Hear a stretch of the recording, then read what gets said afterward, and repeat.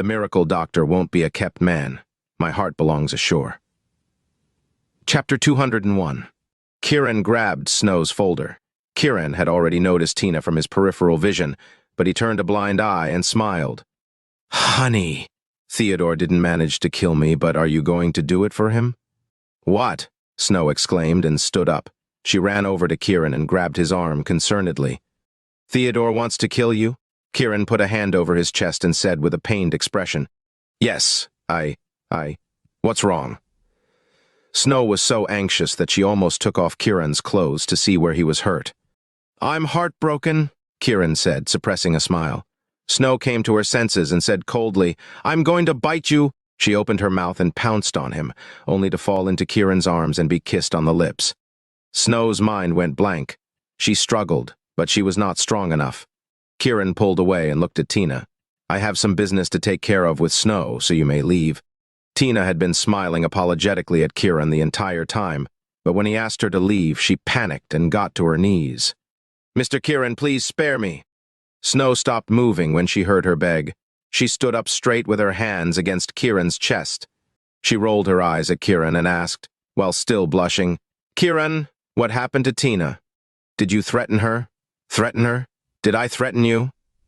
Kiran sneered at Tina. What else could the video be if not a threat? However, Tina dared not say it. She came to ask Snow to help her beg Kiran not to leak the video, but she did not mention anything about what was in the video. Now that Kiran was questioning her, she did not know how to answer him. Since it's not a threat, there's not much for us to talk about, so you can go now. Kiran shooed her away. Tina was terrified, so she groveled at Kiran's feet. Mr. Kiran, I was wrong. Please don't leak that video, okay? What video? Snow asked Kiran innocently. Kiran looked at Tina. Oh, I'll definitely leak the video. Gasp. Tina's face turned pale when she heard that, and she slumped into the couch. If that got exposed, her family would be ruined. She would be chased out of the Marsh family, and her reputation as a mother would be destroyed. Her eyes were filled with despair. I don't have to expose you. Kiran's next words were like a beacon of hope. Thank you, Mr. Kiran. Thank you, Mr. Kiran. Tina did not ask how, but she was already thanking him for giving her hope. There are conditions, Kiran continued. What conditions? Tina asked frantically. At 7 o'clock tonight, I want Fabian's debauched lifestyle to be exposed at Neptune's Cove Karaoke. If there's a woman to testify against him, even better. Tina was baffled as she looked at Kiran. Or not. Kiran shook his phone without a word. Mr. Kiran, please don't. Tina quickly stood up and waved her hands. Don't worry. I'll find a way right now. Tina nodded at Snow and ran off. Snow looked at Kiran in confusion. What on earth is going on? Nothing. I need to go take care of some business. Kiran did not explain. He could not show his wife the video. What if she climbed into his bed and did the same things to him? Kiran almost burst out laughing at that thought. No, you have to tell me what's going on. Snow became even more curious, so she pulled on him. It's nothing, really. Kiran refused. Snow snatched the phone from him. It was her phone, so she could use facial recognition to unlock it. She wanted to stop Kiran from taking it back, but he just smiled at her. Although Snow felt like something was off, she immediately opened the gallery. When she saw a video, she clicked on it without a second thought and... Chapter 202. As if she was holding something hot, she let go of the phone, and it fell to the ground. Kiran quickly bent and caught it. Snow was so angry her eyes were getting red. How could Kiran watch this kind of rubbish behind her back? She glared at him. What exciting movie is that? Serena's curious voice was heard from outside. Want to watch together? Kiran looked at Snow and asked while smirking. Go to hell. Snow glared at him, wanting to cut off his vital parts. I want to watch. Serena ran over and shouted, Wow, Fabian is such a man. Tesk. Tina is a real wild one too. What? Snow's curiosity was piqued, so she went closer. Kiran handed the phone to Serena, who was staring intently. Snow was stunned. She finally understood why Tina had come to beg Kiran. It was because of this video. How did this happen? Fabian and Tina were hooking up and I caught them. This is proof, Kiran said nonchalantly. Kiran, why don't you post this online and make money? Serena said naughtily. Kiran felt a chill down his spine and thought to himself to stay away from this woman. He should never sleep with her lest she posted a video of them online. "Pervert!" Snow shouted. "Theft!" Serena laughed out loud and looked at Kiran with her eyebrows raised. "So, Kiran, what do you think?" Kiran admired the way Serena's mind worked, so he handed her the phone. Instantly, she knew he had a plan. "Process the footage so that no one can tell it's Tina." "Snap." Serena snapped her fingers. "Don't worry, Kiran. I promise to do a good job. Would you like to do it with me, Snow? It'll be fun. You can learn something from it." Serena winked. Snow felt chills, and she quickly shook her head. "No, thank you. Hey!" Serena let out a ringing laughter and walked out with Kiran's phone. Only Snow and Kiran were left in the room, and for some reason, the scene just now kept playing in her mind, making her feel embarrassed. "Go to the villa with Grandpa tonight and have Serena stay with you. Don't go anywhere," Kiran said with a solemn expression. Snow came to her senses when he said that, so she instantly stared at him. "Are you going to do something?" Kiran said calmly. "I will hold a meeting with the 3 families, and there are some things I have to take care of." "At Neptune's Cove karaoke?" Snow asked. Kiran nodded. "I want to go," Snow said determinedly. "You can't go," Kiran objected. "No, I insist." Snow was persistent. Kiran lifted his hand to caress Snow's hair. For the first time, Snow did not scold him for doing so. Instead, she looked at him expectantly. "Not only am I taking care of things today, but I'm also going to ask about your parents. If you're there, and you let your emotions get the best of you, it'll be harder for me to do so," said Kiran softly. "My parents?" Snow threw herself into his arms and cried. At that moment, she was like a lonely little girl waiting for her mom to return. Kiran hugged her back. "It's going to be okay. I'm here. Everything will be over soon." Snow did not say anything and hugged him tighter. She felt safe, like when she was lying beside him on his bed. Kiran felt like he was on top of the world.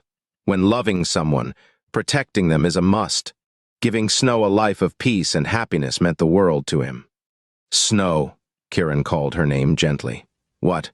Snow looked up at him with teary eyes. "I don't think I want to get a divorce anymore," Kiran said sincerely. Snow was shocked. Soon, her heart was filled with joy, but she pretended to stay angry. "We must get a divorce." "Fine then," Kiran agreed. Did he agree just like that? What a jerk. Chapter 203. "Honey, you broke my heart." Kiran looked at Snow with puppy eyes and acted like he was hurt. "Go away, stop annoying me." Snow broke away from Kiran's arms, and the joy she felt earlier disappeared. "Fine, I'll go die then." Kiran turned to leave.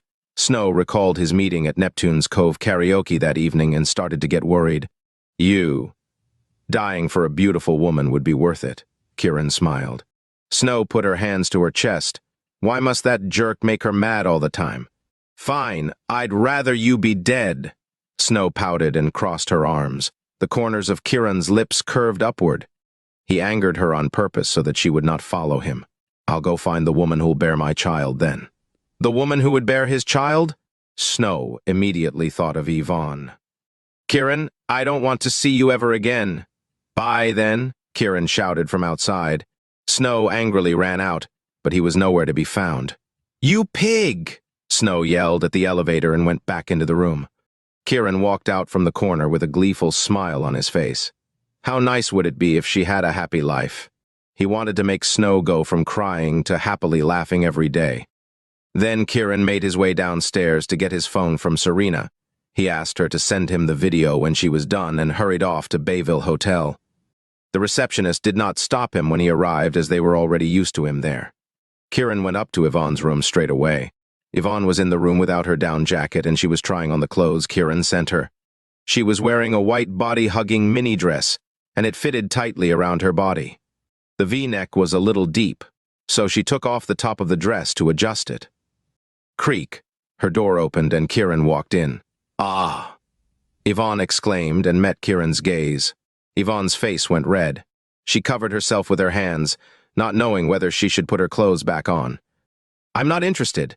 Kiran looked away and turned toward the sofa before casually sitting down. Yvonne was briefly embarrassed, but it soon turned into anger. In Kiran's eyes, she was nothing. She was disappointed and hurt. Yvonne was unyielding, so she took off her dress completely in front of him. Kiran did not expect that to happen. He instinctively took out his phone and asked, "Would you like me to record a video and post it online?" Yvonne was going to seduce him, but she did not think he would record her. Her petite body trembled out of fear, and she covered herself with her dress while running off to a different room. Kiran smirked. Was she really going to use this trick on him? Other than Snow, no other woman could make him fall in love. To him, Rain was just a little sister. Yvonne was a descendant of his enemy, so that was definitely a no. 10 minutes later, Yvonne walked out in a thick down jacket. Her sickly face was flushed as she asked Kiran coldly, "Why are you here?" "I'm here for a meal, and then I'll take you to Neptune's Cove karaoke," Kiran replied in a relaxed manner. "Me?" Yvonne looked angrier when she realized that Kiran was trying to drive a wedge between the families. "It's exactly what you think it is. I want to make the three families suspicious of each other," Kiran admitted. Yvonne was furious. "You should just stick to working for me and staying alive," Kiran said. Yvonne stared at Kiran's handsome face. She knew that he had no feelings for her whatsoever. Chapter 204. With her fair and delicate hands, she picked up the phone to call the receptionist and ask them to deliver his meal. Kiran laid down on the sofa as though he was home and soon fell asleep.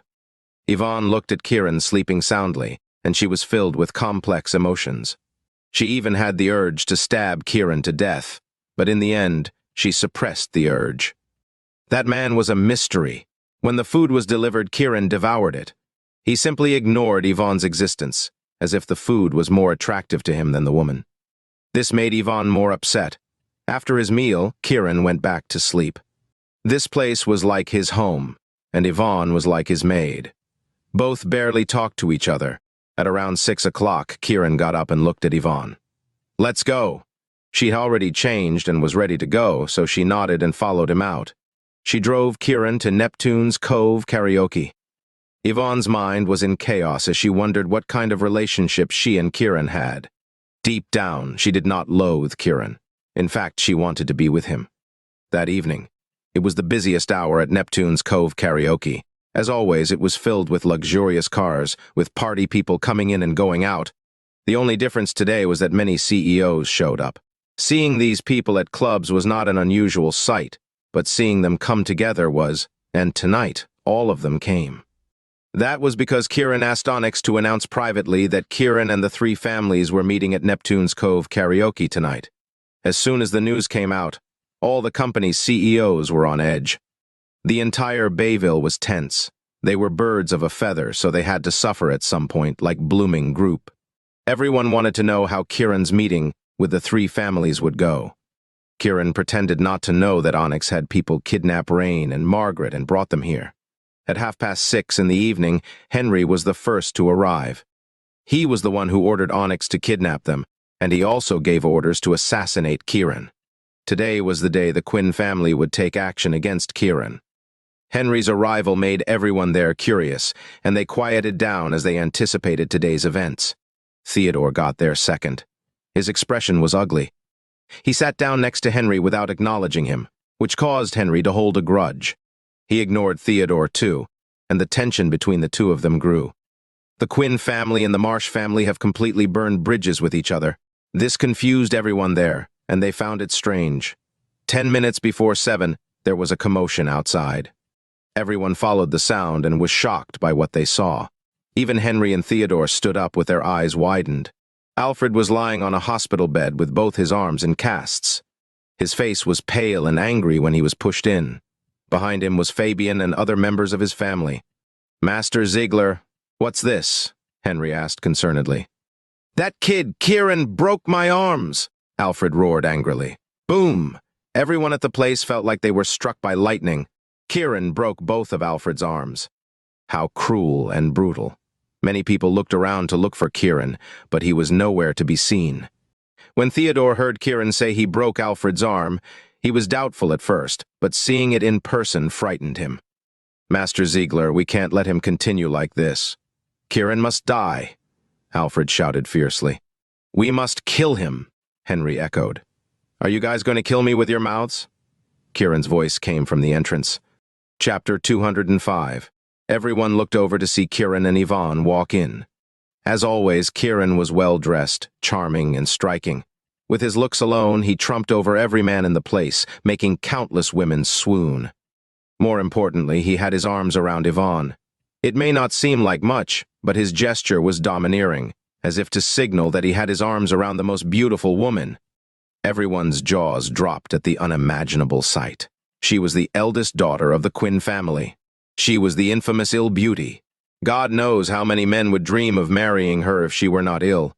The audience could not wrap their heads around the fact that a lofty princess like her would have a man's arms around her in public. They were looking at them with admiration more than anything. Standing next to each other, it would not be an exaggeration to say they were a match made in heaven. Yvonne felt everyone's eyes on her, and her pale face reddened, which made her look even more charming.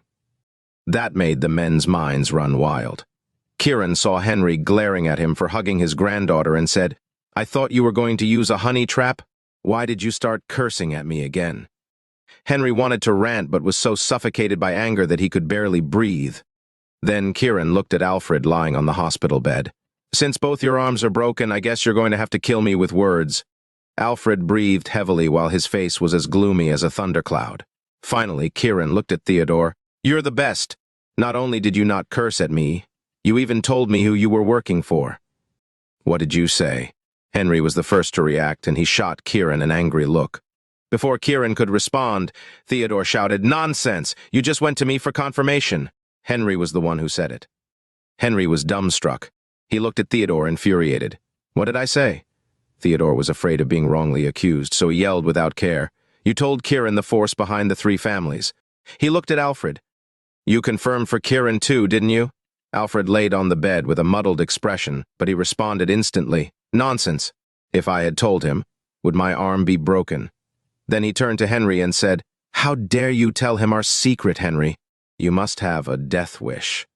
Henry's mind was buzzing. He would be doomed if he did not explain himself. "Why in the world would I tell him? I want Kiran dead. I even kidnapped Rain and her mother and paid an assassin to kill Kiran." Then he looked at the crowd, ignoring their shocked faces. "Oni, bring out Rain and her mother." Everyone's heart skipped a beat when they heard that. Had Henry gone crazy? He admitted to the kidnapping in front of a crowd. Whoa! At that moment, a beam of light appeared, illuminating a dark corner of the stage. Everyone looked at Rain and her mother sitting there calmly. It did not seem like a kidnapping at all. If anything, they looked like distinguished guests. That was the kidnapping? Was this a joke? It would be more appropriate to say that they were VIPs. Henry was floored, and once again he became the center of attention. Theodore said coldly, "Henry, is this your idea of kidnapping? Did you invite them here as guests?" Alfred asked. Henry's mustache trembled. What was going on? He ordered Onyx to kidnap them, and he did. But why? Tesk tesk. Kiran clicked his tongue in disdain and smiled. "Isn't it just Imperial Dragon? So what if you admitted it? What's there to be so scared about?" Imperial Dragon. Alfred and Henry's faces turned pale as they looked at him. "How did he know?" "How did you know?" Alfred asked, masking his shock. "Henry said it, of course," Theodore retorted. "Shut up! I didn't tell him." "It must be Theodore," Henry shouted. Kiran was pleased to see the tension between them, and he continued calmly, "I even killed the men from Wolfgate who were watching over you. Are you still that afraid?" "Wolfgate? How did Kiran find out?" Henry and Alfred broke into cold sweat from extreme fear. To them, this was a secret they had to carry to their graves. Now, Kiran knew. Who told him? All three of them could have done it. Henry was wrongly accused. Alfred was furious. Theodore was trying to shift the blame. "Kiran, who told you?" Henry shouted. Alfred stared at him, worried that he would spread lies on purpose. Theodore's heart was in his throat. Now he realized that Henry never told Kiran. It was he who said it. If they found out, he would be dead. Kiran calmly returned Alfred's gaze. Alfred felt like something was off, so he said, "Kiran, I didn't tell you because you wouldn't have broken my arm otherwise." "Alfred, I didn't think you'd spread lies, you coward," Kiran sneered. "What did I lie about?" Alfred asked angrily. "Didn't you tell me after I broke your arm?" Kiran asked with a confused look on his face. Henry and Theodore looked at Alfred at the same time. They looked at him with doubt, but they were convinced. Alfred was in a panic now. He was afraid he would not be able to clear his name. "Kiran, you're spitting nonsense just to tear us apart. I would never tell you." "I didn't either." "How did you find out?" Henry asked. "Kiran said he confirmed with Alfred," said Theodore. "Oh, all of you are such cowards. Kiran is lying to you. He's framing me." Alfred had to think straight and tell them calmly. "Framing you? I'm not sure about that, but there's one thing I'm interested in," said Kiran calmly. "What is it?" Alfred asked. "The Quinn family gave me their granddaughter." Kiran hugged Yvonne tightly and looked at Theodore. "There aren't any women in the Marsh family, so I found someone to do some digging for me. Would you like to look?"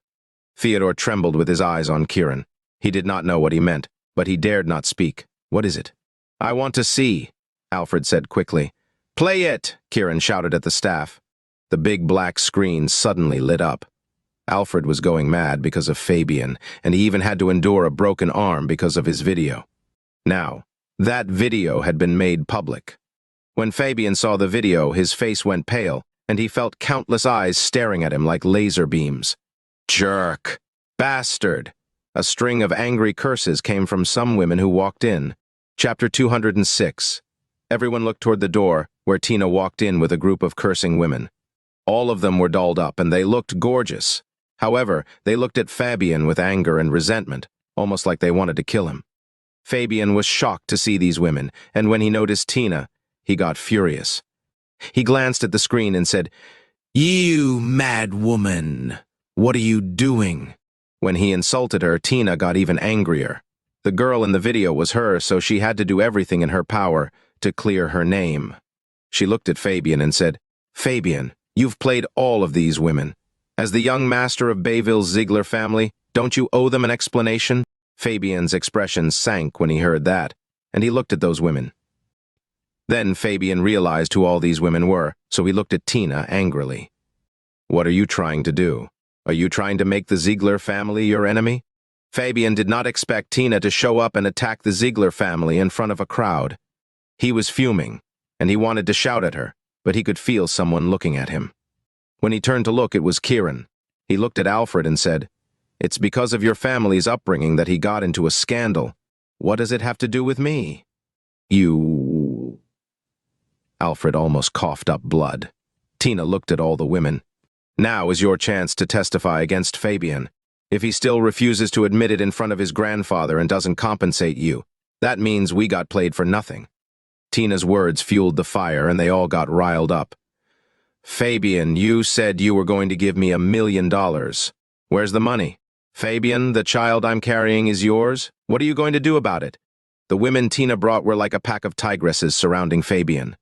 The respect they once had for him was gone, and they no longer feared him. Fabian was at a loss. Alfred looked at his grandson humiliating himself on screen, then at the savage women in front of him. Then he burst into flames. "Get out!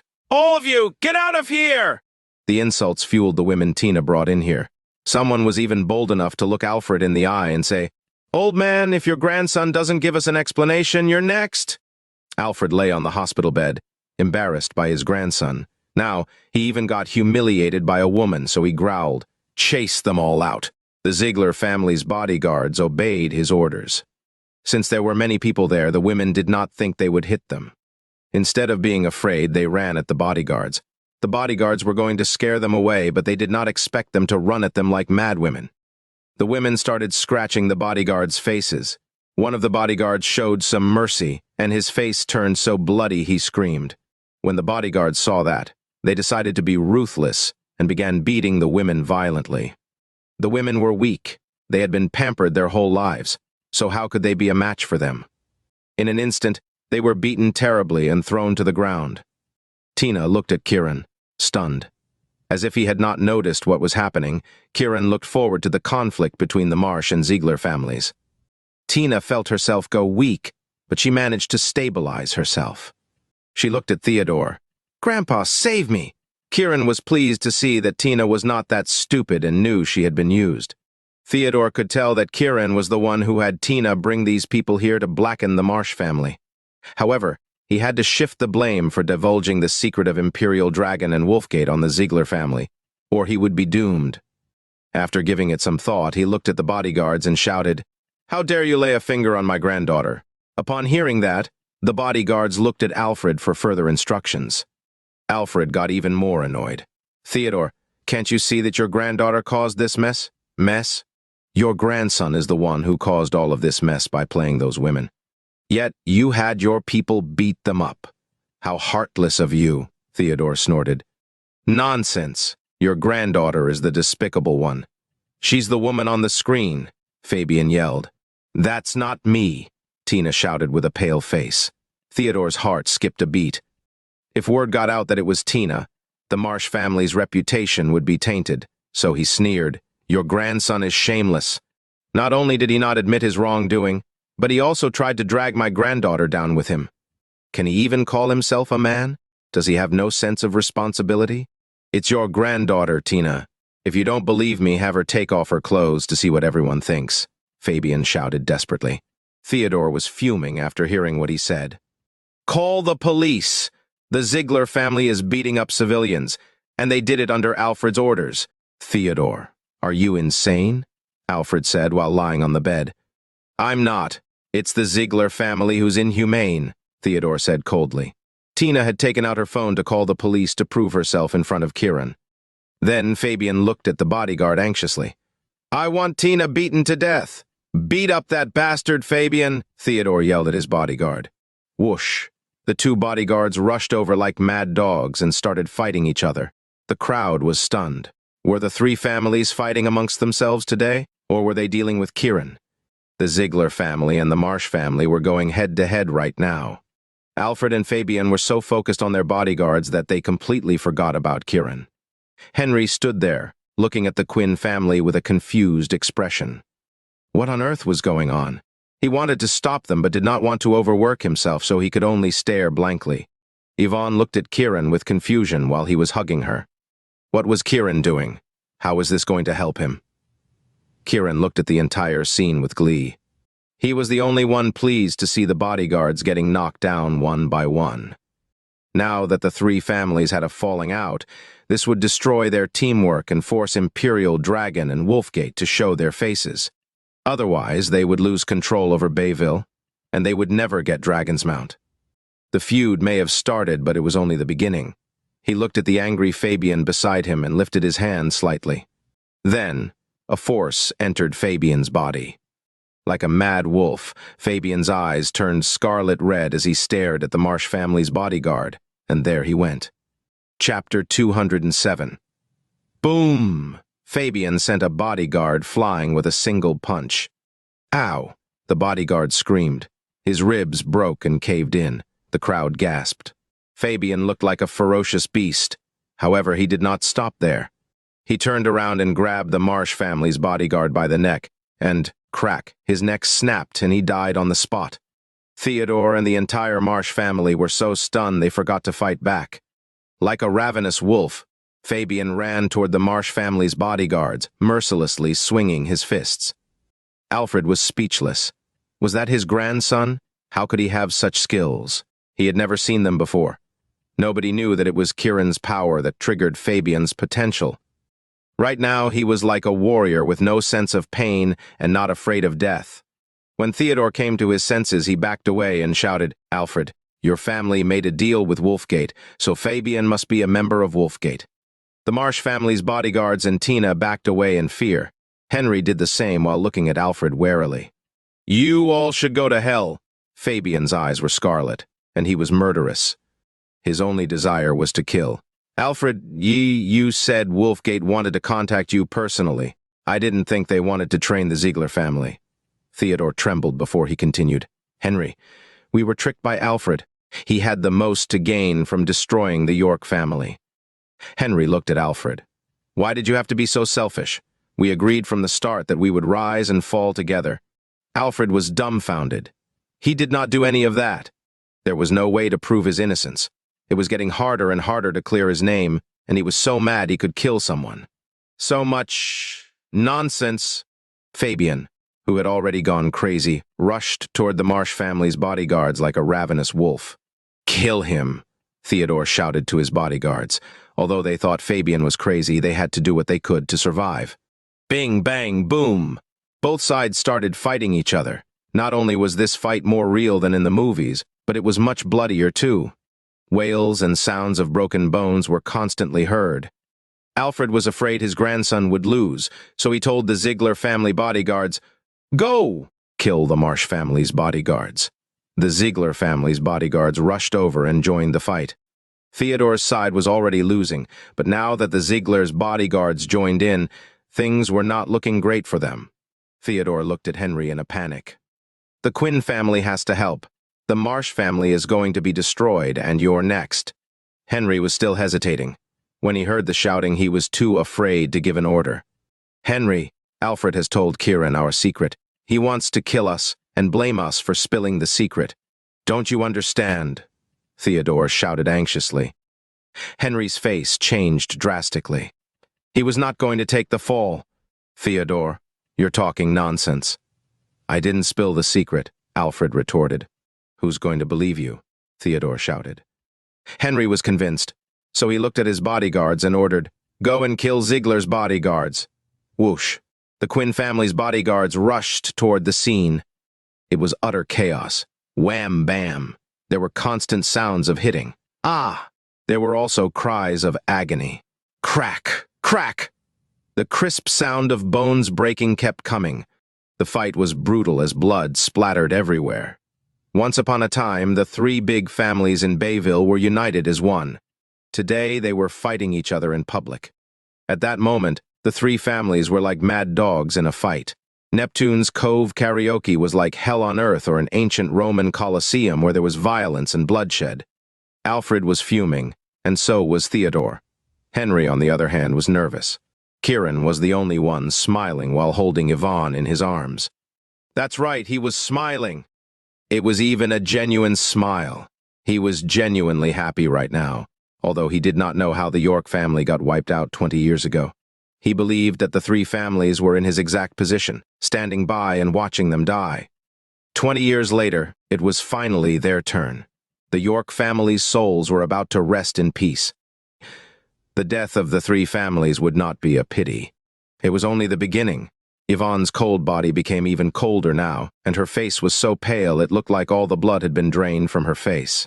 She could not even feel Kiran's hand on her anymore. The scene in front of her was too terrifying. This was a result of human greed. Ah, cries of agony sounded again. The bodyguards of both the Marsh family and the Quinn family were all knocked to the ground. A broken limb would be a minor injury. Most had lost their lives. Theodore and Henry backed away with vigilant eyes.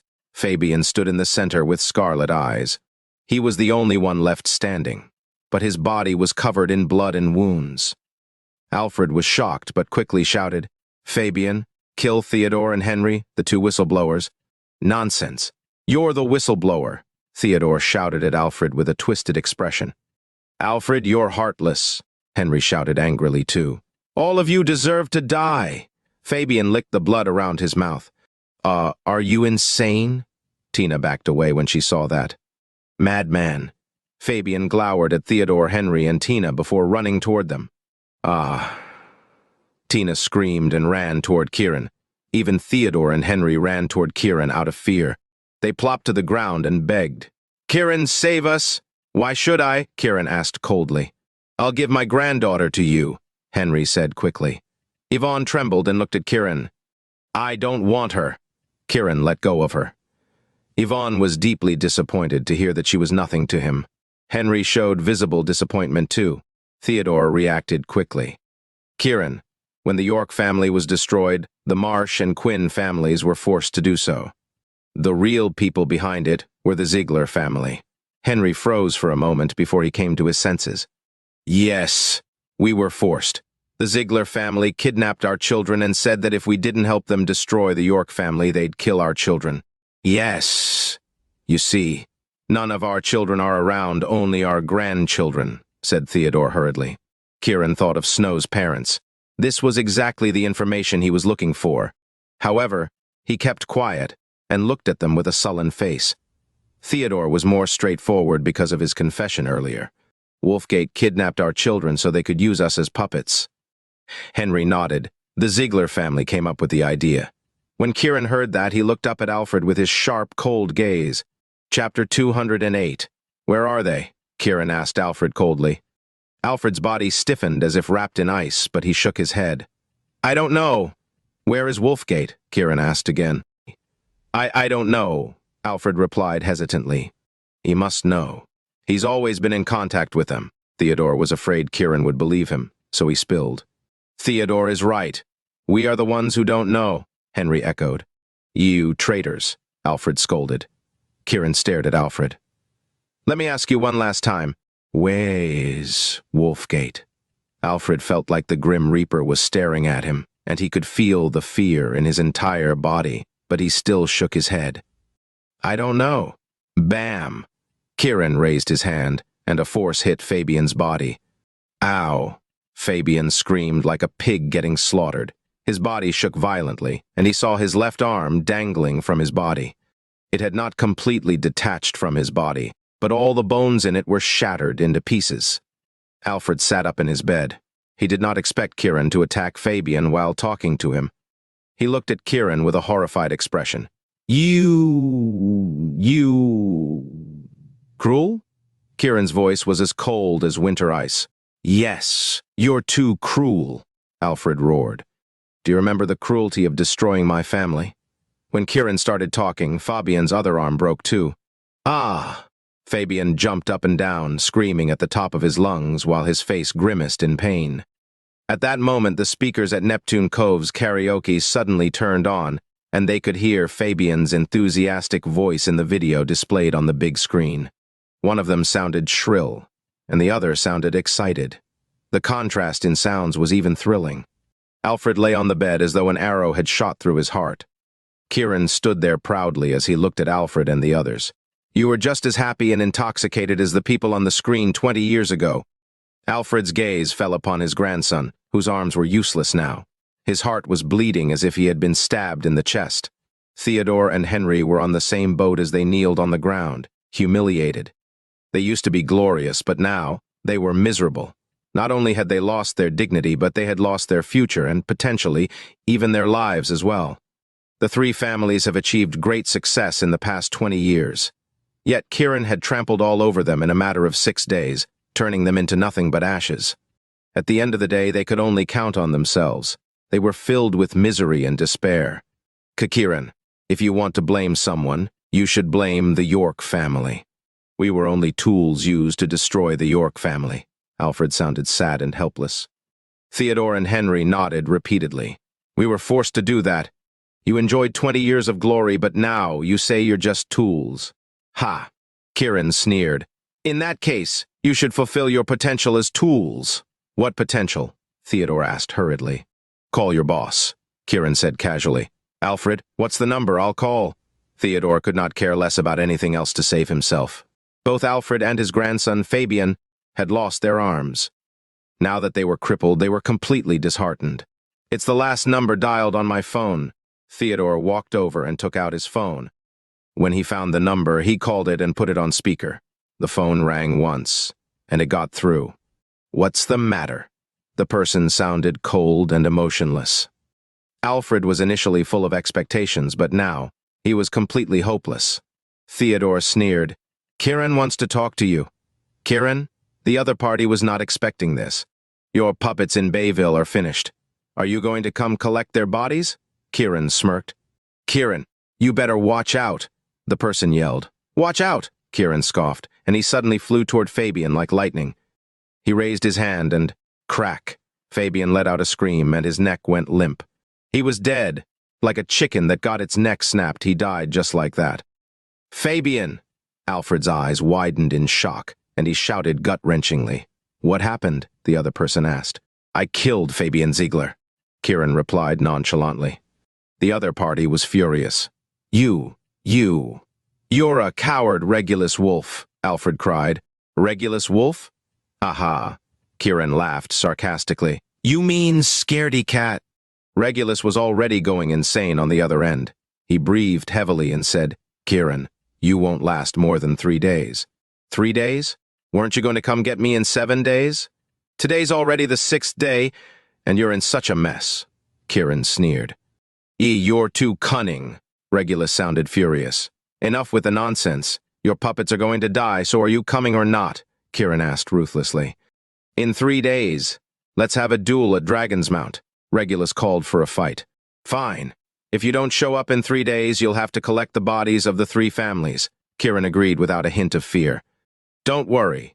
3 days later, Dragon's Mount is where you'll descend to hell, Regulus said domineeringly. Don't bother asking those watchdogs of yours to come. You'll just increase the number of people I need to get rid of, Kiran said with disdain. Kiran, don't think you're that great. There are many powerful people in this world, or the York family would not have gotten wiped out, said Regulus. His words were like the prick of a needle, so Kiran replied.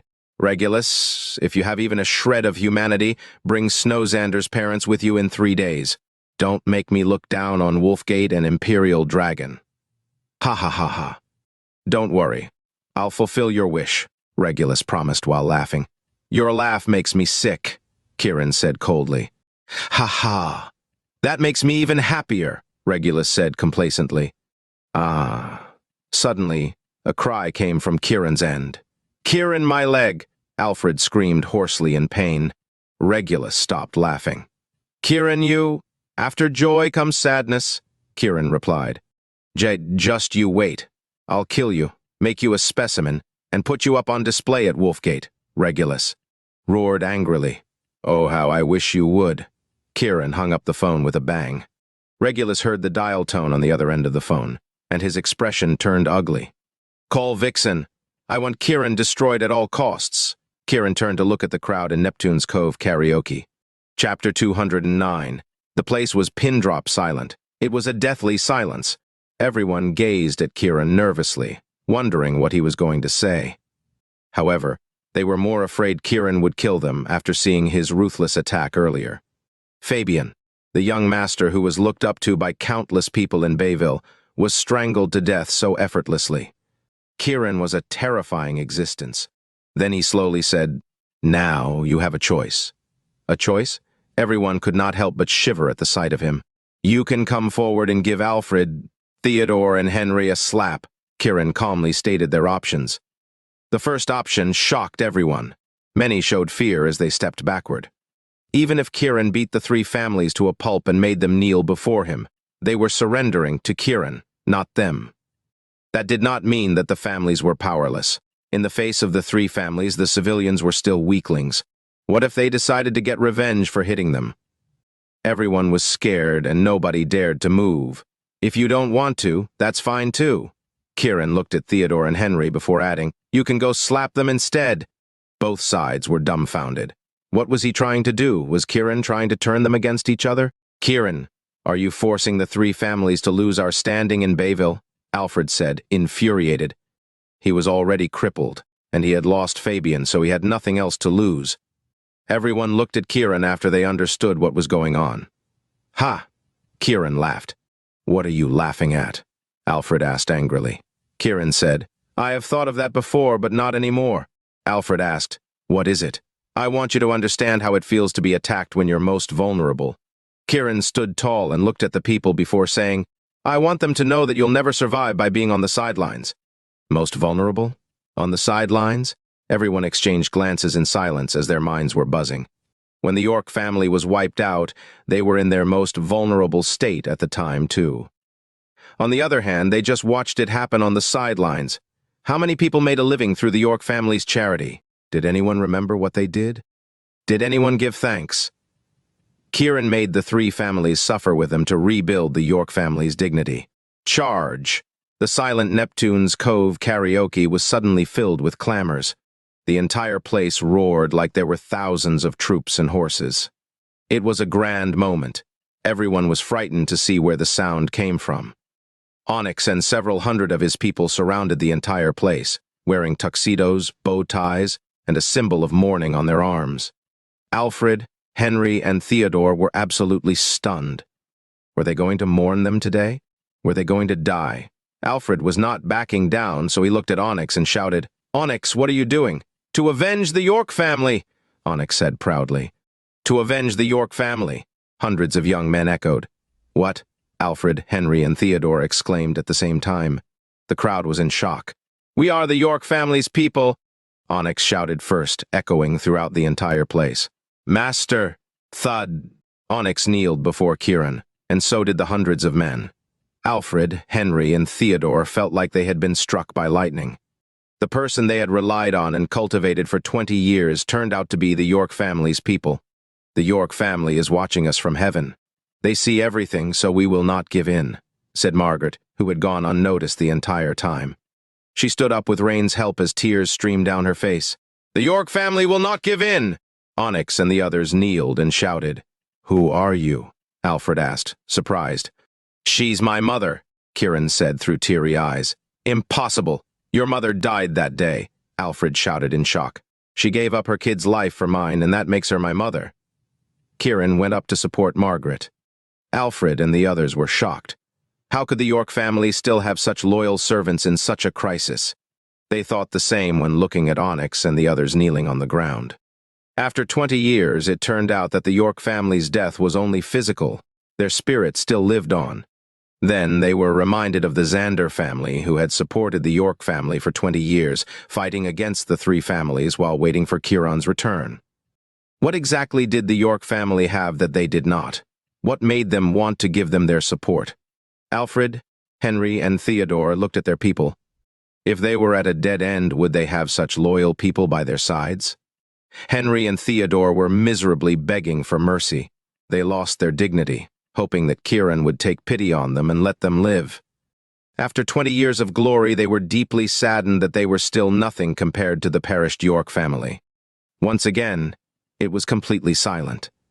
Kiran may have seemed like a fierce and impulsive young man who had the three families wrapped around his finger, but he was also the man who helped the York family gather their strength. This was true strength and charm. Ha ha ha. Alfred burst out laughing, but he was on the verge of tears. We lost. We lost. The past 20 years was nothing but a dream. Henry and Theodore also slumped to the ground in despair. They once thought that Bayville belonged to them. They recalled how beautiful and glorious the banquet was 6 days ago, but now, it seemed it was the beginning of their downfall. They worked hard for 20 years of glory, yet it only took 6 days for it to come crashing down. This cruel reality to them was worse than death. It hit them harder than when they lost the support of Wolfgate and Imperial Dragon. A family's prosperity and success depends not on their strength, but their hearts. None of you three families have a heart, so how do you expect to succeed? Just then, an old but confident voice sounded. Alfred and the others looked over immediately and saw Harold walk out from backstage with Snow supporting him. Snow's concerned yet loving gaze fell upon Kiran. She had been backstage the whole time, so she saw everything. Kiran did not want them here, but they came anyway. Onyx and the others' appearance was also Harold's idea. From this moment on, the York family would rise, rebuild their reputation, and restore their dignity. Alfred, Henry, and Theodore looked at Harold, whom they had been fighting their entire lives but had never defeated, making them feel a huge disappointment. Harold looked at Kiran. From today onward, there will be no Xander Corporation in Bayville. The Xander family belongs to the York family. Gasp.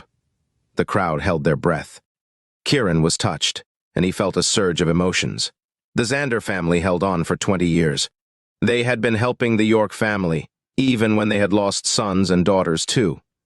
The heavens bore witness to their affection. Time bore witness to their sincerity. Kiran looked up at Harold. Thank you, Grandpa. Ha. Harold was laughing out loud, but tears were streaming down his face. Chapter 210. When he laughed, the crowd went silent, but they were shocked to see tears rolling down his face. As soon as the laughter stopped, the crowd looked at him. Harold glanced at the crowd while keeping an upright posture. Then he looked at the sky while tears kept streaming down his face. Badum! He kneeled on the ground, shocking everyone. Snow wanted to help him up, but he refused. Harold started crying, but it sounded like he was laughing. Old Master, I've guarded Dragon's Mount for the York family so you can finally rest in peace. Old Master, I married off my granddaughter to Kiran, so you will have descendants. Old Master, the Xander family has fulfilled our promise, so you can smile now. It was a moving scene. Old Master, rest in peace. Onyx shouted, and all his people echoed. Margaret kept wiping her tears. "I've waited for this day so long, and it has finally come." Snow and Rain burst into tears too. Kiran was the only one who did not shed tears, but his heart was bleeding. For the past 20 years, these people have gone through countless hardships for the York family, awaiting their return.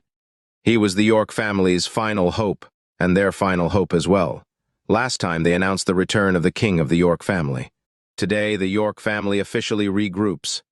Bayville and the York family will rise again. The three families were the past. Henry and Theodore kneeling on the ground and Alfred lying in bed had become insignificant. The three of them were devastated as decades of hard work were wasted. How could they be happy when their children were missing? How could they talk about dignity when they were kneeling on the ground? Their pasts would not be written in history because there was no glory. The reality was cruel because what goes around comes around. 20 years later, their karma has finally come. "I stand with the York family," someone in the crowd shouted and ran over to slap Alfred before turning to slap Henry and Theodore too. The sudden, loud blow was shocking but impactful. Then, everyone followed suit. "I stand with the York family," there was constant shouting. Alfred, Henry, and Theodore were slapped so hard that they could not even defend themselves. All this shouting and wailing seemed to be celebrating the return of the York family, once again proving how strong the York family was. 10 minutes later, after everyone took their turn, Alfred, Henry, and Theodore were lying on the ground, half dead. Never in their dreams would they imagine themselves being beaten up like this. In the past, their happiest moments were seeing others kneeling before them, begging for mercy. Some members of the York family even begged for mercy before they died, which they often joked about. 20 years later, here they were, being the laughingstock. Oh, how the tables have turned. It was like they had fallen out of the sky and landed on earth. No, in hell! They fell into hell and became the most miserable people to ever exist. Even then, they did not have the power to defend themselves. They were like sheep at a slaughterhouse. The saddest thing was that nobody felt pity for them. They were completely hopeless and lost. They would rather die, but could not because Kiran would not allow them to die now. Kiran mercilessly told Onyx, "Throw them out and make sure they stay alive." "Yes, sir." Onyx got up and kicked them out before getting rid of the injured and dead bodyguards, too. Harold was already on his feet next to Kiran, while Kiran took the lead. Kiran looked at everyone. "As long as the York family is in Bayville, we will not be involved in any of your businesses or investments from today onward. We won't have any connection to any of you, so you may leave now." Everyone's faces showed visible shock and confusion as they tried to understand what Kiran meant. If they were going to replace the three families, did they not need their support? They were not the only ones. Even Harold and Snow could not figure him out. Puzzled, they left Neptune's Cove karaoke. The place was empty and quiet again. However, the smell of blood in the air made everyone feel tense, as if it were reminding them of the killings that happened that night. However, they were also excited. Kiran masked his excitement and looked at Harold. "Thank you, Grandpa." Harold shook his head. "What are you thanking me for?" "You should be thanking Margaret. Without her, I wouldn't have such a great grandson-in-law like you." "Grandpa." Snow was embarrassed. Rain tightened her grip on her mother's arm as she was filled with complicated feelings. She had always considered Kiran her husband for the past 20 years. Harold noticed. "Margaret, I bet the old master is in heaven, hoping the York family would grow and have more descendants, don't you think so?" Margaret understood what Harold meant. "We'll let the young people handle it themselves." I had Rain engaged to Kiran since young anyway. "Mom." This time, Rain was embarrassed. Kiran was in an awkward position right now, as he was not in the mood to discuss this. "Grandpa, I wanted to ask if we could stay at your place for the time being." "Haha." "Of course. That's a great idea," Harold happily agreed. Snow and the others understood that Kiran wanted them to group up and take care of each other in case the others took revenge on them. Margaret nodded. "One day, when Kiran develops Dragon's Mount and we have a home there, we can formally announce the return of the York family to Bayville." "We will," Kiran sounded firm. "I believe you," Harold and Margaret said simultaneously. Kiran had both wait for him while he told Onyx to pay off the people who were afraid or not loyal enough so that they would leave. Then, He had him suspend operations at Neptune's Cove Karaoke for the time being. Onyx understood and carried it out right away. Meanwhile, Kiran brought Harold and the others back to Harold's villa. Harold's villa was spacious and had many rooms. Living in it was not a problem for the few of them. After making the arrangements, Kiran suddenly wondered, where was Serena? He called her but was shocked when she did not pick up. Snow had just returned from helping Margaret, and Snow settled down when she saw Kiran in a daze, so she asked, "What's wrong?" "Where's Serena?" Kiran asked. "She said she would stay here to protect us, but after we left, I'm unsure where she went." "Is she in danger?" Snow asked. Kiran furrowed his brows as he had a bad feeling about this. Then, he recalled Henry saying that he had hired an assassin earlier. "Stay at home and don't move." Snow nodded. "You must find her." Kiran nodded and hurried out of the house. Just as he stepped out of the house, Serena called.